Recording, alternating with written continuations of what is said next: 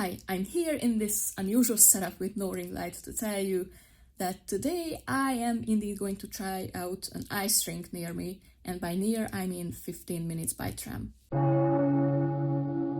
It's the cheapest option I could find in the area, costing 2,000 forints. However, it's only open to the general public on Wednesday, Saturday and Sunday afternoon. It's likely popular in the weekend, which leaves me with Wednesday.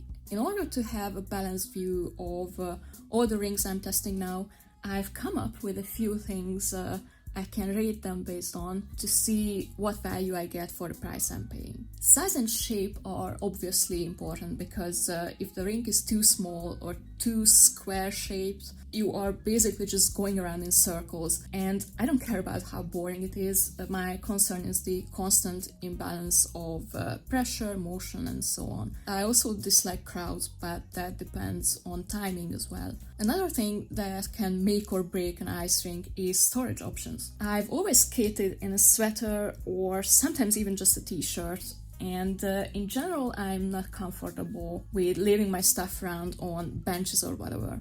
So ideally I would be able to leave my belongings in a locker to have easy access to them. I'm even willing to pay for it, but I couldn't find any info online. Either way, I'm prepared for the worst case scenario. I'm going to be wearing my old ratty winter jacket. I have my essentials in a waist bag, and I will leave everything that doesn't matter if it gets stolen in my skate bag. Other than these, I'm curious to find out if there is any music, what kind of crowd the rink attracts, and right now I'm a bit nervous because I haven't been on ice in almost 8 years, I think, but when I tried my skates on, putting them on, balancing on them and taking them off still felt like second nature, so I'm overall optimistic in this regard. I don't know how much footage I will be able to record in the rink, but I try to capture all aspects that I care about and other features that seem important. So, let's go!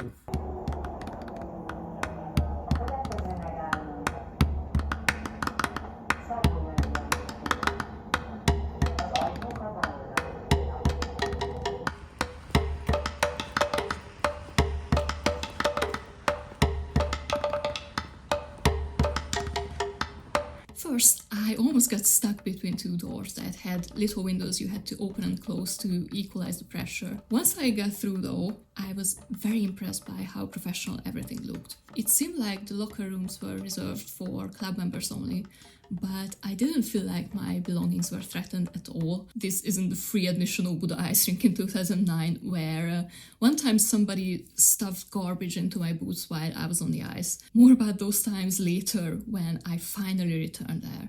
When I first stepped on the ice, I'm going to be honest, I got very emotional. After a few unsteady steps, it only took me half a lap to pick up speed, but soon my heart rate skyrocketed, which surprised me a bit because when I was younger I always perceived skating as a low effort activity, and even with this long break I expected it to be only moderately hard. I was also wondering, has ice always been this rugged?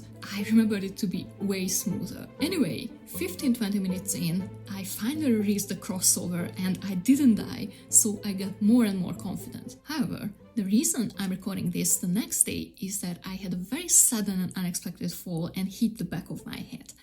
Luckily, I had my hair in a French braid and hit it smack dab in the thickest spot, so I think it absorbed most of the shock. I had a couple of very nice people checking on me every few minutes until we all deemed the situation safe.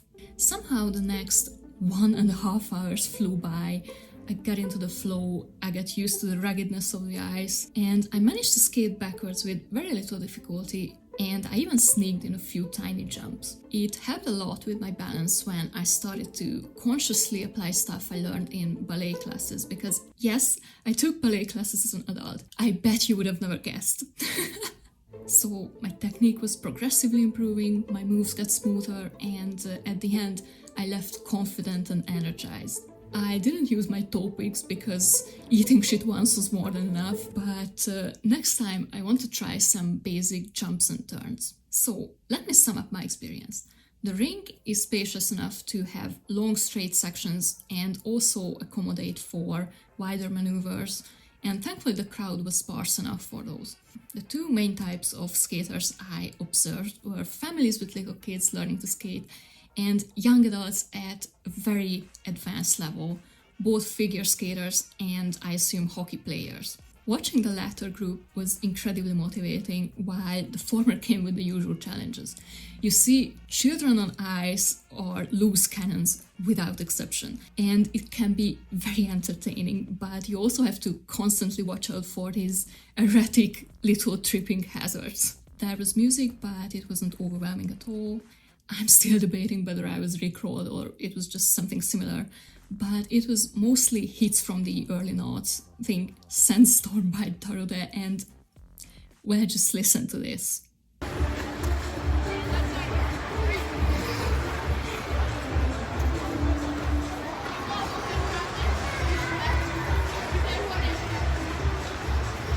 I'm going to feel very old as I'm saying this out loud, but I love the music.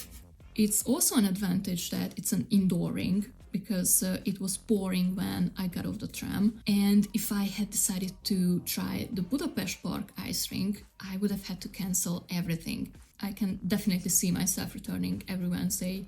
It was easily worth the 2,000 forints. It's not like my life depends on that money, I just buy less processed snacks. This experience also made me think, especially once I was in the flow. Back when I was in school, teachers kept track of who did any kind of sport outside of school, but only organized sports were acknowledged, I guess because those had clear standards.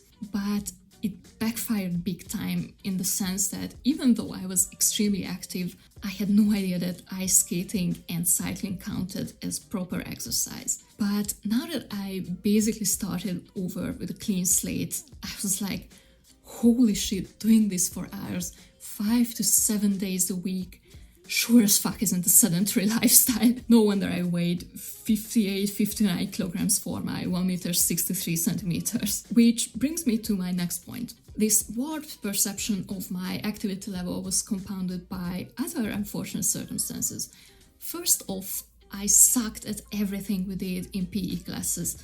Second, I have wide hips, short legs, and I carry most of my body fat on my hips and thighs. Unfortunately, skinny jeans started trending right after I hit puberty. And on top of that, I never ever saw my body type in media, let alone represented in a positive light. Due to all of these circumstances, for a significant part of my formative years, I was convinced that I was lazy and fat. So when baggy and cropped pants, for example mom jeans, made a comeback in my 20s, and I saw how well they complemented my figure, I felt both vindicated and pissed. Also, if you look at photos of me from 2 years ago when I wasn't doing too well, but I was also thin and I thought I was looking my best, you can actually feel the misery oozing from those pictures. And there's a drastic difference between those photos and more recent ones, where in every single one of them, I'm visibly having a lot of fun. Just think about this.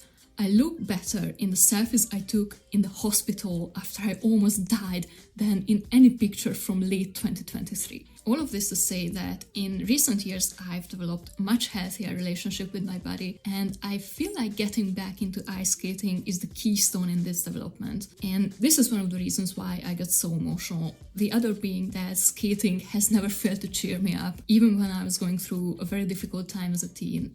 And I'm happy to finally have this hobby back in my life, now that I'm so incredibly stressed. To conclude, I had a great time, 10 out of 10, even with the accident. I still have a mild headache that comes and goes with a bit of nausea, but that could be from the overexertion as well. I'm going to catch up with the series soon. No hike tomorrow because the weather is still atrocious, and I either don't have a concussion or I do, so the trail is notorious for terrible accidents might not be a good idea.